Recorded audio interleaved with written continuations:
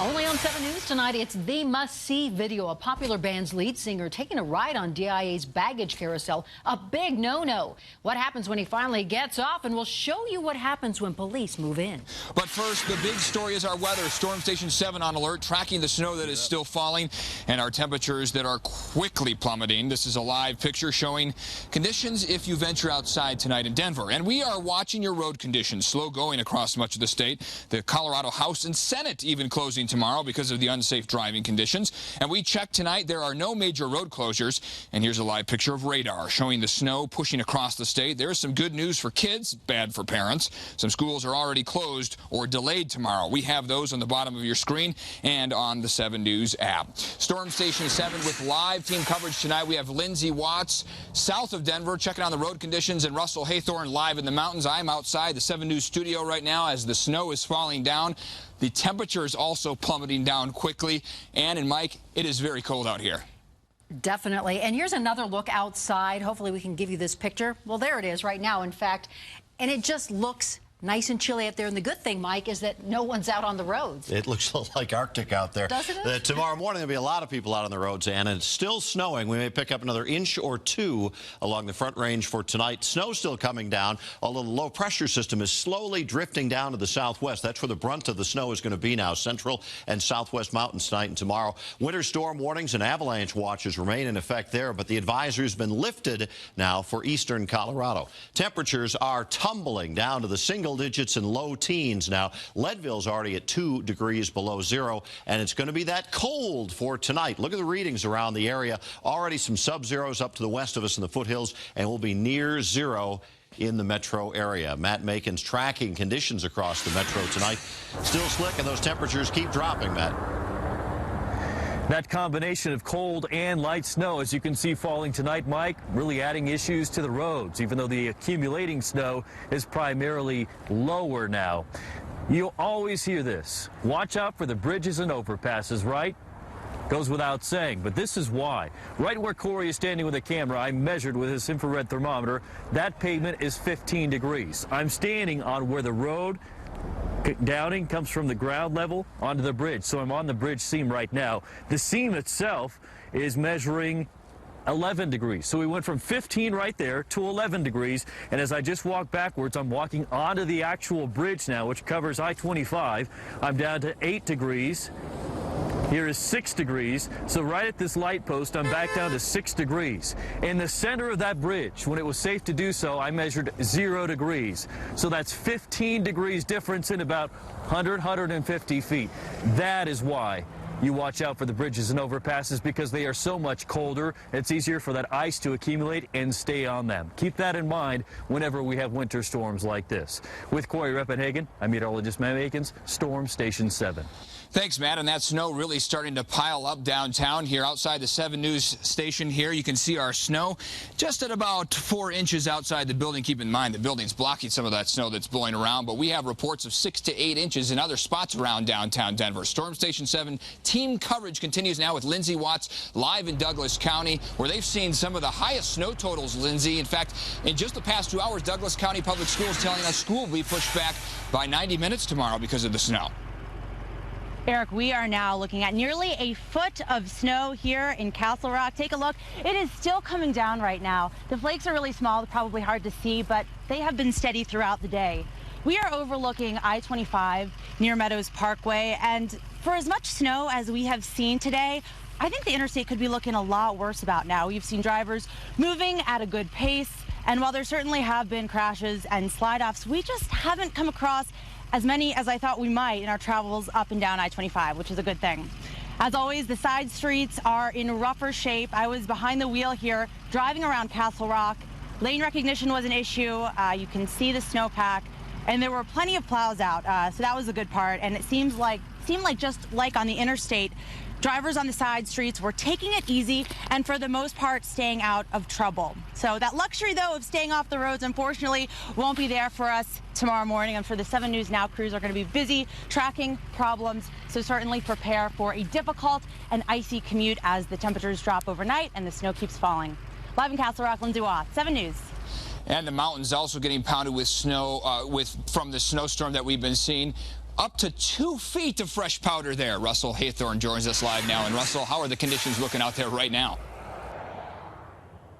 Yeah, a lot of fresh powder up here in the mountains, Eric, and in fact, it's still coming down at this hour. Some of the snow totals over the course of the past 3 days, 19 inches up north in Steamboat, a whopping 30 inches down south in Durango. They are really getting hammered. And then here along the I-70 corridor, lighter amounts, 7 inches at Keystone, 9 at Vail, and 10 at Copper. In terms of the traffic along the I-70 corridor, the ski traffic and vacation traffic, really light to moderate today compared to weekends past. In fact, we were up here last Sunday, and there was about 6 hours of gridlock on I-70, 6 hours of gridlock from about noon to 6 p.m. So much lighter today, no gridlock, but it is very cold up here. The snow is continuing, and the roads are icy and snow-packed. So if you're heading up, take it easy.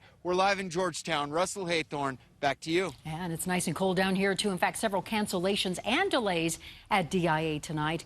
Now, according to FlightAware, the average delay is a little over a half an hour. We also checked with the airport. They would only tell us that you should check with your airline before making your way out to the airport in the morning.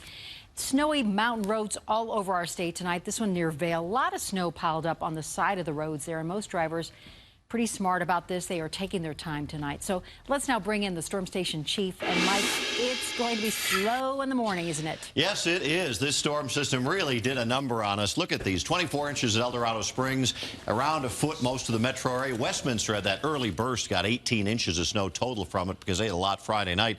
1 to 2 more overnight. Roads very slick, lows near 0.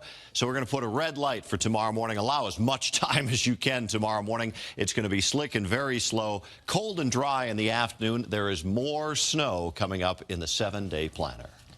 Only on 7 News, he's known for his song Blurry, but this video, pretty clear, catching why the lead singer from Puddle of Mud was arrested at DIA. 7 News reporter Marshall Zellinger getting this video and finding it's not the first time he's had a run-in at an airport. Admit it, as a kid you thought about doing this, but this guy's not a kid.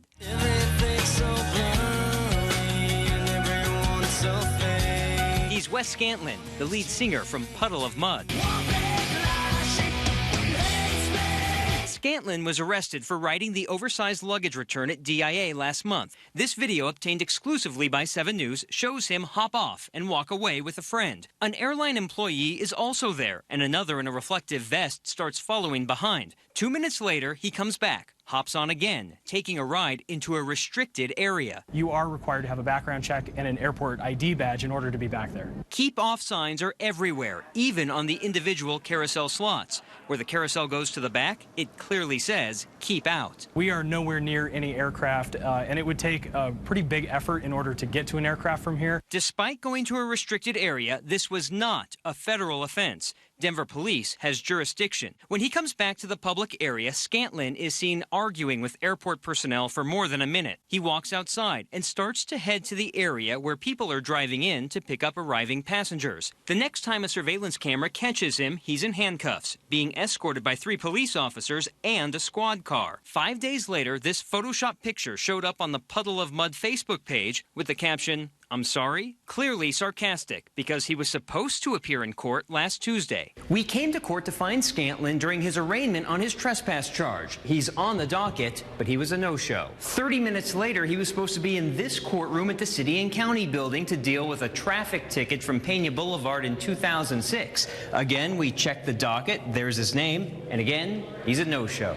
It's not Scantlin's first run-in at an airport. In 2012, cell phone video captured his arrest from a JetBlue flight that had to be diverted. According to the police report we obtained, he was arrested for public intoxication after being refused a 3rd drink. He became angry and said the flight attendant looked like a killer and that the flight attendant wanted to kill him. He graduated an 8-hour alcohol awareness class and donated $150 to Meals on Wheels. Now he's wanted in Colorado. For not showing up to either court case, he now has 2 warrants for his arrest. And unless he flies back to Denver and gets caught, he likely won't face any more punishment for not keeping out. At DIA, Marshall Zellinger, 7 News. And by the way, you can see the entire raw video of the incident on our 7 News app. A wanted man. Right now, some snow still falling across the metro area. How is it going to affect your morning commute? We'll check back in with Mike. And a story you'll only see on 7 News. A man pulled from his home and charged with robbing 2 banks, but he's innocent. It's anyone's worst nightmare. 7 News is back right after this. Another story you will only see on 7 News tonight. Imagine being pulled from your home at night, charged with robbing 2 banks. Yeah, then spending months in jail, yet you're innocent. It really is anyone's worst nightmare. Call 7 investigator John Ferrugia is talking to one man who lived through this. That's right. Steve Talley has spent his career in the highly regulated financial securities business, where he's undergone background checks and fingerprinting. He was at work when that first bank robbery occurred and claims police and the DA should have known right away he wasn't a criminal. Steve Talley was asleep when someone came knocking on his door. He said, I hit your car. I would like to, come out and just kind of look at the damage. So in his T-shirt and underwear, he says he went outside to look at the fender. And as soon as I looked down there, a flash grenade, several reports went off. There were people that looked like Army personnel with big guns running at me. A team including Denver police and the FBI took Talley to jail, charging him with bank robbery and assaulting a police officer. I was working. I mean, this is ridiculous. I was working at Transamerica, a financial professional. In fact, Talley worked in the tech center where he had to log into his computer, call customers on recorded lines. Hi, Nicole. Steve Talley with Transamerica. How you doing today? And card in and out of work. They're timestamped, they're recorded. That's true, but police had other recordings of the bank robberies and photos. Talley was unaware he had been turned in by the maintenance man in his building, which prompted police to take the video to his ex-wife. And she said, yeah, that's the guy I was married to. Denver DA Mitch Morrissey did not handle the case personally. He's picked out of the photo lineup by the victim in the bank, and then he's identified by people that know him saying, this is the guy. Those people included one of Talley's roommates. But what he didn't know is that according to case documents, the teller who ID'd him was only 85% sure. A second teller identified another person, as did the police officer at the bank who actually pursued the robber out the door and was injured. And there's more. From the first case, the first robbery, they had fingerprints, viable fingerprints that they could possibly use. Fingerprints that could not have been Talley's. We've obtained police documents that show prints were saved to be used in a comparison exam should a suspect be developed. Yet the DA's office concedes there's no indication that Talley's prints were ever compared. Meanwhile, Talley says after weeks in jail, the Denver DA offered him probation if he would just plead guilty to 1 felony. He says his lawyer couldn't believe it. She was very shocked about it. She said she had never seen something like this before. Talley believes at this point the DA's office knew it had the wrong guy and was trying to cover its mistakes. But Morrissey claims this was a normal plea bargain. I would say 90-some% chance that every judge in Denver is going to give this guy probation. If someone says to me, the reason somebody offers this for a bank robbery and assault on a police officer is because they got a weak case and they're just trying to get out of it, what would you say? I think that it could be considered a weak case. There's no doubt about that. I'm very comfortable with the offer made in this case in light of what really happens in our courtrooms. The DA says it was information that Talley's lawyer shared from the financial firm almost 2 months after his arrest, proving that he was at work, that caused the case to be dismissed. So were there mistakes made? I don't believe so. I've been assigned a bed 151. But Steve Talley, who cannot find a job in the financial business and is now living in shelters, has a different view. My whole life has been turned upside down, because I was misidentified. And it seems like it could happen to anyone. Now, Denver police wouldn't talk with us about this, even though the case against Talley is now closed. A police commander claimed that because DPD is still looking for the real bank robber, talking about Talley could somehow harm the investigation. I'm Call 7 investigator John Ferrugia. It's a stubborn storm. It does not want to give up as far as the snow still coming down in the Denver area, and will do so for about another 4 or 5 hours. We'll pick up another inch or 2 overnight. Right now it's 10 degrees, winds from the north-northeast at 6. The wind chill is at 0. We only hit 15 for a high temperature today. Overnight tonight, another 1 to 2 inches of snow, tapering off by about 2 or 3 o'clock in the morning.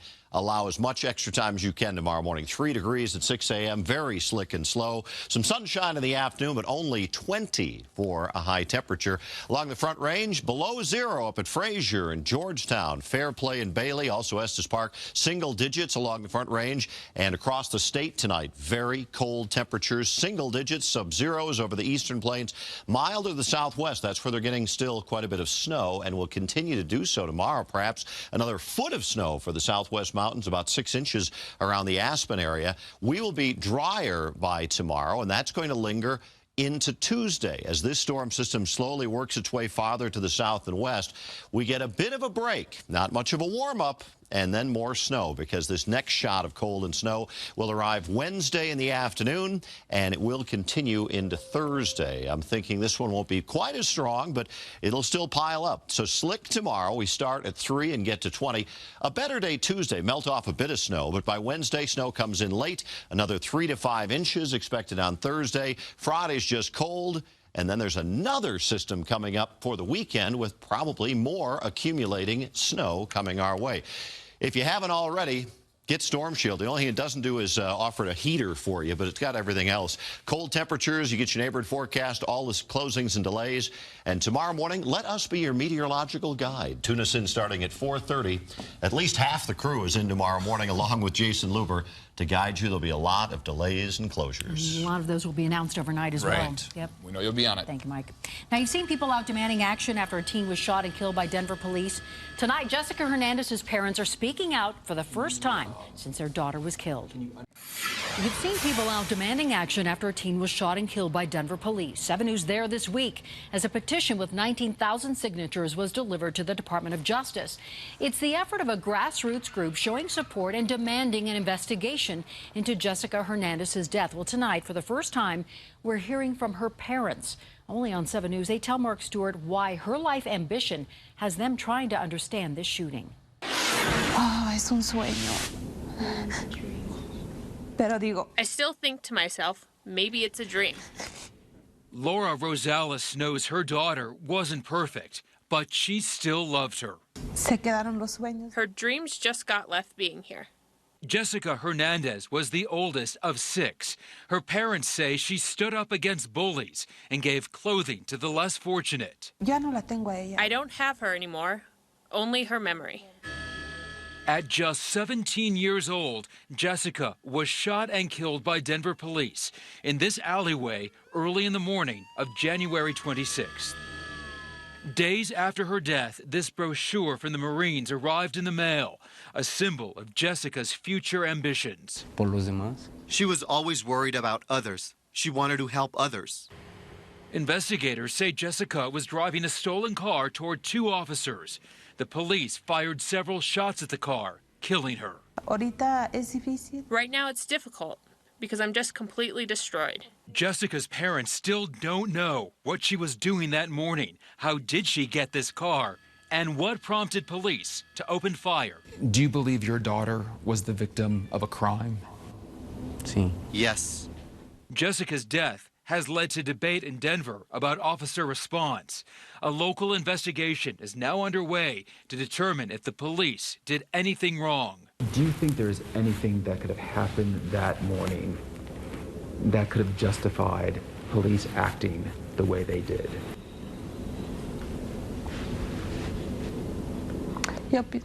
No, I think no. Her parents acknowledged their daughter had been in trouble before with police, but was on a better path with the military as a goal. No era perfecta. She wasn't perfect, but she was not a bad person. She gave love, and let me repeat, she didn't deserve to die that way. Tonight, the shooting is still under investigation. Denver police want to make it clear officers can fire at a moving car if they feel they're in danger.